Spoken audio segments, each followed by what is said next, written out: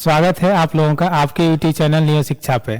आज हम आप लोग के लिए लेके आए हैं क्लास 12 के विषय इतिहास की कुछ महत्वपूर्ण ऑब्जेक्टिव प्रश्न जो आपके एग्जाम के दृष्टिकोण से बहुत ही महत्वपूर्ण है। आइए देखते हैं आज का हमारा पहला प्रश्न।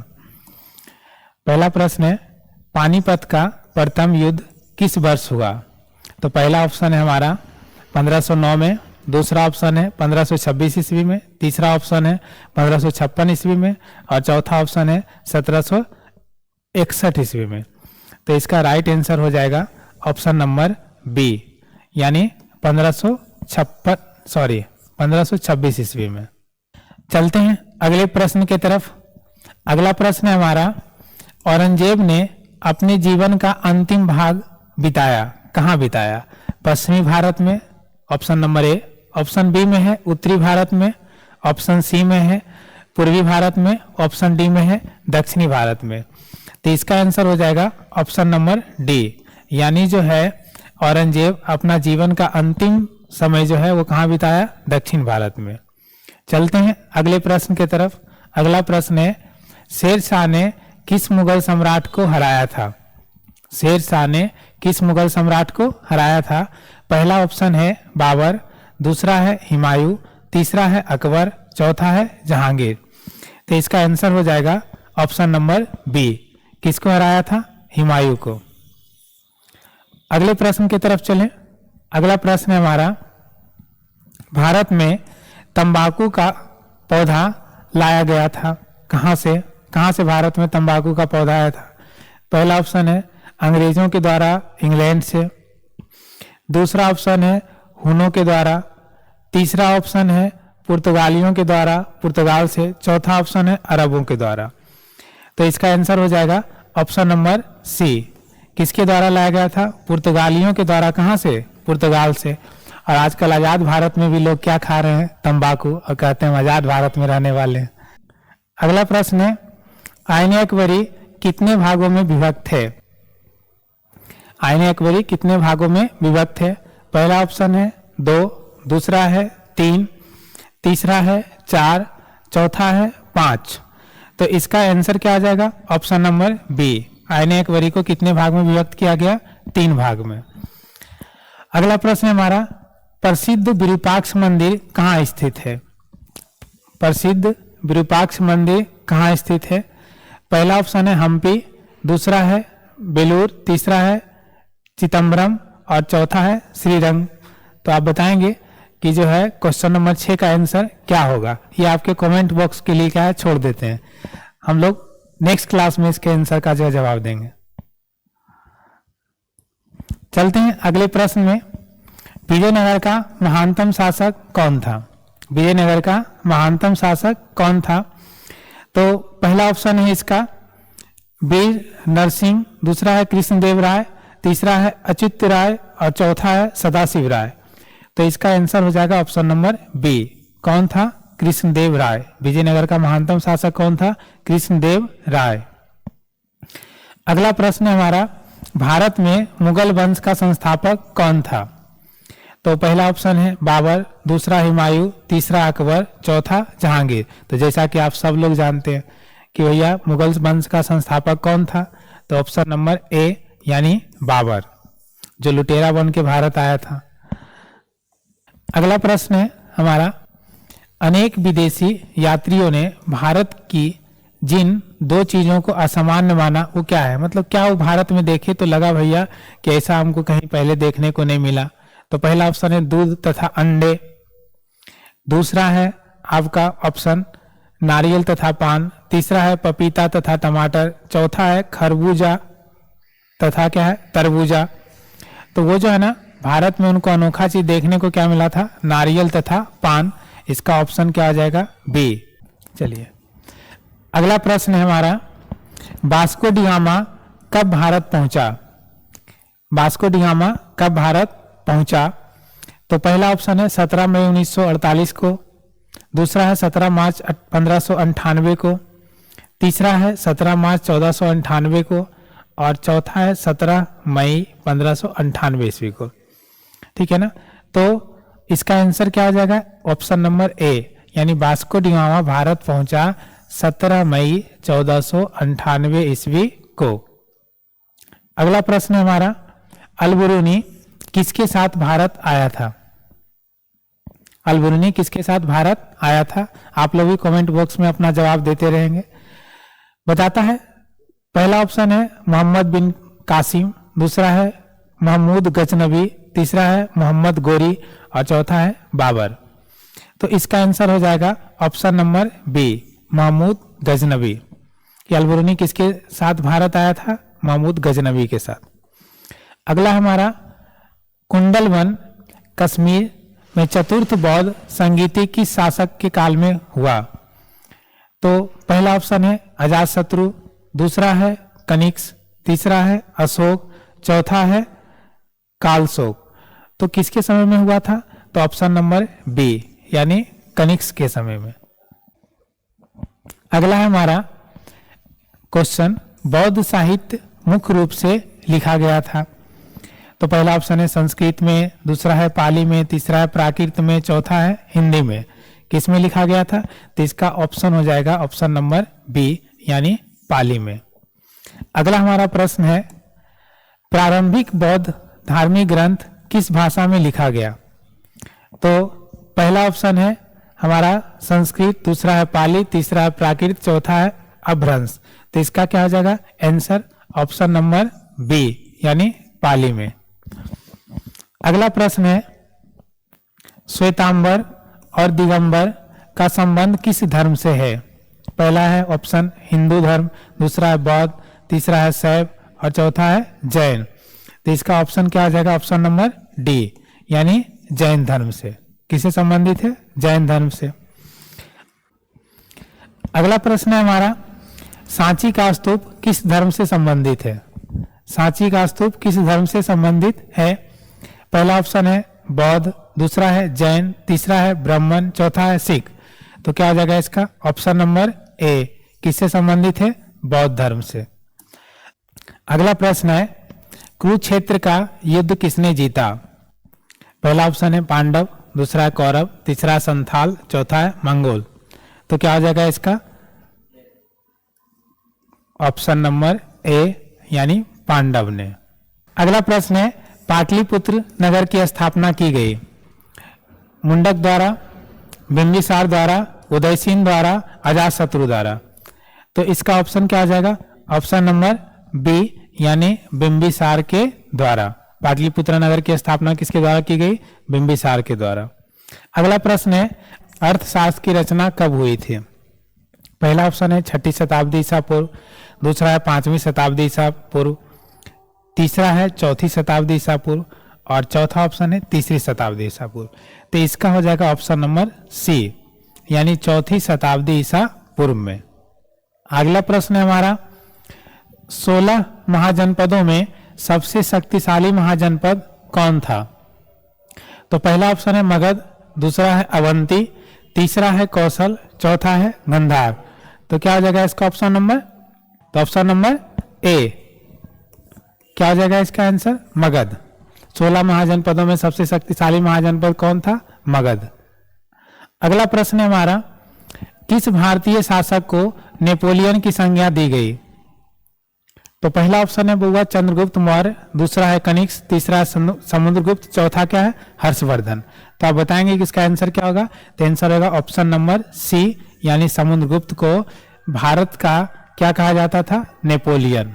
हमारा अगला प्रश्न है, सिंधु सभ्यता में मुहर बनता था? तो पहला ऑप्शन है सेल कड़ी का, दूसरा लोहा का, तीसरा तांबा का और चौथा इनमें से सभी का। तो सेल जो मोहरे बनते थे या मोहर जो बनते थे किसका बनता था? सेल कड़ी का, जो एक रवेदार पत्थर होता था उसी का बनाया जाता था। अगला प्रश्न है हमारा, मोहनजोदड़ो किस नदी के किनारे स्थित है? तो पहला ऑप्शन है सतलज, दूसरा है सरस्वती, तीसरा है रावी और चौथा है सिंधु। तो इसका ऑप्शन नंबर 4 आंसर होगा। किस नदी के किनारे है? सिंधु नदी के किनारे। अगला हमारा प्रश्न है, अश्वमेध यज्ञ का आयोजन किया जाता था?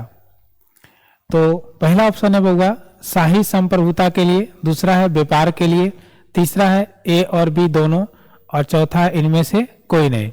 तो इसका आंसर हो जाएगा ऑप्शन नंबर ए, शाही संप्रभुता के लिए। किसका कौन सा यज्ञ किया जाता था? अश्वमेध यज्ञ। जैसे आप रामायण देखे होंगे तो उसमें राम जी किए थे, घोड़ा छोड़े थे, जिसमें उनकी लड़ाई अपने पुत्र के साथ ही हो गई थी, लवकुश के साथ। अगला प्रश्न है हमारा, शेरशाह ने चौसा के युद्ध में किसे पराजित किया? ऑप्शन है बाबर, दूसरा हुमायूं, तीसरा अकबर, चौथा जहांगीर। तो इसका आंसर हो जाएगा होगा ऑप्शन नंबर बी, क्या होगा? हुमायूं। अगला प्रश्न है हमारा, पाकिस्तान एक स्वतंत्र राष्ट्र के रूप में कब अस्तित्व में आया? तो पहला है 26 जनवरी 1947, दूसरा है 30 जनवरी 1947, तीसरा ऑप्शन है 14 अगस्त 1947 और चौथा है 15 अगस्त 1947। तो इसका आंसर क्या हो जाएगा? ऑप्शन नंबर सी, 14 अगस्त 1947 को पाकिस्तान जो है एक नया राष्ट्र के रूप में क्या भारत से अलग होकर बना। अगला प्रश्न है, भारत में मुगल साम्राज्य की स्थापना कब हुई? भारत में मुगल साम्राज्य की स्थापना कब हुई? जैसे पीछे आप प्रश्न पढ़े थे कि मुगल साम्राज्य के संस्थापक कौन? बाबर। तो अगर ऑप्शन की बात करें, पहला ऑप्शन है 1206, दूसरा है 1336, तीसरा है 1526 और चौथा है 1556। तो इसका आंसर हो जाएगा ऑप्शन नंबर सी, 1526 में। अगला प्रश्न है हमारा, विजयनगर साम्राज्य से संबंधित वंश है। तो पहला है संगम वंश, दूसरा है सुलूप वंश, तीसरा है तुलुप वंश। तो इसका ऑप्शन हो जाएगा ऑप्शन नंबर डी, क्योंकि ये सारा वंश जो है वो किससे संबंधित है? विजयनगर साम्राज्य से। चलते हैं हम लोग अगले प्रश्न की तरफ। अगला प्रश्न है, इब्न बतूता कितने वर्षों तक भारत में रहा? तो पहला ऑप्शन है 8 वर्ष, दूसरा है 10 वर्ष, तीसरा है 14 वर्ष और चौथा है 16 वर्ष। तो इसका आंसर हो जाएगा ऑप्शन नंबर सी, कितना वर्ष तक रहा? 14 वर्ष तक। अगला प्रश्न है, लिंगायत आंदोलन का प्रादुर्भाव कहाँ हुआ? तो पहला ऑप्शन है तमिलनाडु, दूसरा है कर्नाटक, तीसरा है उड़ीसा और चौथा है कश्मीर। तो इसका हो जाएगा ऑप्शन नंबर बी, कहाँ हुआ था? कर्नाटक में। कर्नाटक में अभी भी लिंगायत समुदाय के लोग सर्वाधिक हैं, सबसे ज्यादा है, बहुत इफेक्ट रखता है, राजनीतिक प्रभाव भी उनका है। अगला क्वेश्चन है, महात्मा गांधी का जन्म हुआ? पहला है 2 अक्टूबर 1869 को गुजरात में, दूसरा है 2 अक्टूबर 1866 को कोलकाता में, तीसरा है 2 अक्टूबर 1869 को राजस्थान में और चौथा इनमें से कोई नहीं। तो इसका आंसर हो जाएगा ऑप्शन नंबर ए, 2 अक्टूबर 1869 को कहाँ हुआ था? गुजरात में। अगला हमारा प्रश्न है, निम्नलिखित में से कौन सा एक आंदोलन डांडी मार्च से क्या है शुरू हुआ? तो पहला ऑप्शन है स्वदेशी आंदोलन, दूसरा है सविनय अवज्ञा आंदोलन, तीसरा है असहयोग आंदोलन और चौथा है भारत छोड़ो आंदोलन। तो इसका आंसर क्या हो जाएगा? ऑप्शन नंबर बी, सविनय अवज्ञा आंदोलन। अगला प्रश्न है, भारत छोड़ो आंदोलन कब हुआ था? तो पहला ऑप्शन है 8 अगस्त 1942 को, दूसरा है 6 अगस्त 1940 को, तीसरा है 25 जनवरी 1949 को और चौथा इनमें से कोई नहीं। तो इसका आंसर हो जाएगा ऑप्शन नंबर ए, 8 अगस्त 1942 में। अगला प्रश्न है हमारा, साइमन कमीशन का भारतीयों द्वारा विरोध क्यों किया गया? तो पहला ऑप्शन है आयोग में एक भी भारतीय सदस्य न होने के कारण, दूसरा है आयोग द्वारा अत्याचार करने के कारण, तीसरा है आयोग में अधिक सदस्य होने के कारण और चौथा इनमें से कोई नहीं। तो इसका आंसर हो जाएगा ऑप्शन नंबर ए, आयोग में एक भी भारतीय सदस्य न होने के कारण साइमन कमीशन का भारतीयों के द्वारा क्या किया गया? विरोध किया गया। अगला प्रश्न हमारा, काला कानून किसे कहा गया? पहला ऑप्शन है रॉलेट एक्ट, दूसरा है इल्बर्ट विल, तीसरा है वुड डिस्पैच और चौथा है बंगाल प्रस्ताव। तो इसका आंसर क्या हो जाएगा? ऑप्शन नंबर 1, रॉलेट एक्ट को क्या कहा गया? काला कानून, या काला कानून के नाम से किसे जाना गया? रॉलेट एक्ट को। हमारा अगला प्रश्न है, संविधान सभा में कुल कितने सत्र हुए? तो इसका ऑप्शन है 11, 19, 21, 29। तो अगर बात करें इसका आंसर का, आंसर होगा ऑप्शन नंबर ए। सत्र कितना हुआ था? 11। लेकिन एक और सवाल यहां से पूछा जाता है संविधान सभा के बैठक के बारे में। तो अगर हम बात करें निर्माण तक हुआ, तो निर्माण तक जो बैठक हुआ था वो 265 हुआ था। और ये कब तक हुआ डेट? तो 26 नवंबर 1949। और अगर हम लोग कुल बैठक की बात करें तो कुल बैठक हुआ था 266। और ये जो अंतिम बैठक हुआ था, अंतिम बैठक ये हुआ था 24 जनवरी 1950 को। और अगर लागू की बात करें तो आप जैसा कि जानते हैं हमारा संविधान लागू हुआ 26 जनवरी 1950 को।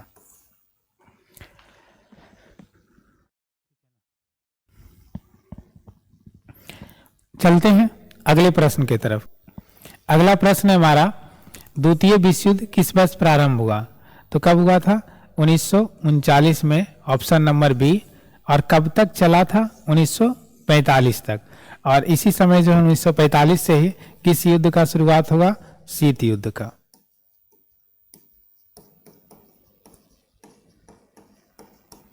शीत युद्ध का क्या हुआ? शुरुआत हुआ। अगला प्रश्न है, जवाहरलाल नेहरू भारत के प्रथम प्रधानमंत्री बने? पहला ऑप्शन है 1946 ईस्वी में, दूसरा है 1947 ईस्वी में, तीसरा है 1948 ईस्वी में और चौथा है 1950 ईस्वी में। तो अगर अंतरिम सरकार की बात करें तो वो बन गई थी 1947 में ही। और उस अंतरिम सरकार में प्रधानमंत्री के रूप में कौन नियुक्त हुए थे? तो पंडित जवाहरलाल नेहरू। तो इसका ऑप्शन हो जाएगा बी, 1947। अगला प्रश्न है हमारा, जय जवान जय किसान का नारा किसने दिया? तो पहला ऑप्शन है महात्मा गांधी, दूसरा है बाल गंगाधर तिलक, तीसरा है लाल बहादुर शास्त्री और चौथा है भीमराव अंबेडकर। तो इसका आंसर होगा ऑप्शन नंबर सी। कौन दिए थे? लाल बहादुर शास्त्री।